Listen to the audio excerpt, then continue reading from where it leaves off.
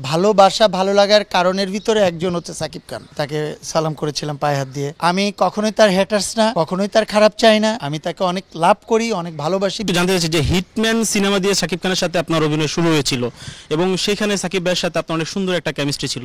সেই গল্পটা একটু জানতে চাই। সবাই আসলে মনে করে যে সাকিব খান আপনার শত্রু। আমার বিগত একটা ইন্টারভিউতে দর্শকরা সেটাই মনে করেছিল। এই জিনিসটা একটু আসলে জানতে চাই যে কিভাবে ভাইয়ের সাথে কিভাবে কাজে যে অভিজ্ঞতা। কাজের অভিজ্ঞতা বলতে গেলে ছবিটাতে তো আমাকে কনফার্ম করেছিল অজেদ আলী সুমন ভাই আর আমাদের আবদুল্লাহ জহির বাবু ভাই। বাট যখন শুটিংয়ে গিয়েছিলাম, শুটিংয়ে যাওয়ার পরে প্রথম তার সাথে আমার প্রথম ইন্ট্রোডিউসিং হয় হচ্ছে ছবির সাক্ষাতে, সেটা হচ্ছে পুলিশ টাউন সাভার। তখন দুই ভাইয়ের অনেকক্ষণ অনেক কথা হইলো। আমাদের শুটিং ছিল হচ্ছে বিকালবেলা, এই সন্ধ্যায়। তা আমরা মেকআপ টেকআপ নিচ্ছিলাম আমরা একসাথে। আমি আমাদের সবুজ ভাই মেকআপ করা ছিল ওই দিন, আমায় আর ভাইয়ার একসাথে।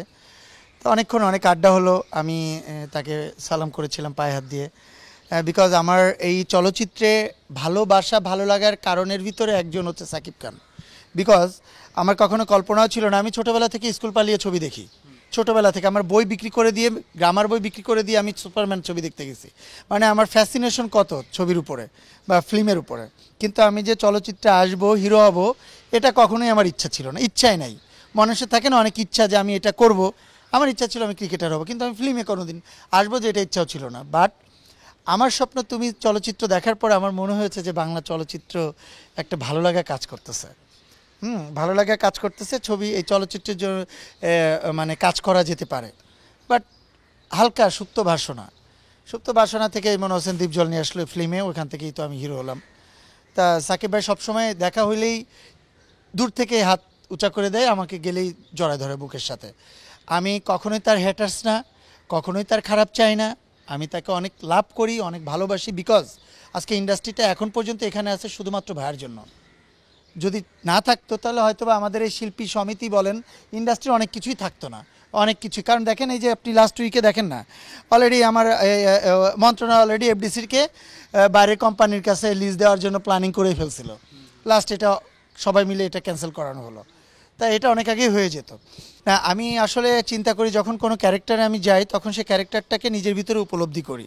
তা আমি যখন অন্তর্জালা করি, অন্তর্জালাতে আমার মনে হয়েছে যে আমার লাইফে আমরা আমি তো বড় ছেলে, আমার ফ্যামিলিতে। সো আমার বড় ভাই নাই।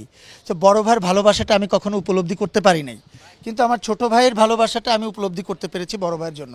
সেক্ষেত্রে আমার মনে হয়েছে যে আমি ক্যারেক্টারের ভিতরে ঢুকে আমি কতটা আসলে ছোট ভাইয়ের ক্যারেক্টারটা আমি পালন করতে পারি। ছোট ভাইয়ের ক্যারেক্টারটা যত বেটার করতে পারবো, তত বড় ভাইয়ের ক্যারেক্টারটাও এস্টাবলিশড হবে। সেক্ষেত্রে আমার মনে হয়েছে যে আমার বড় ভাই একজনই, জায়েদ খান।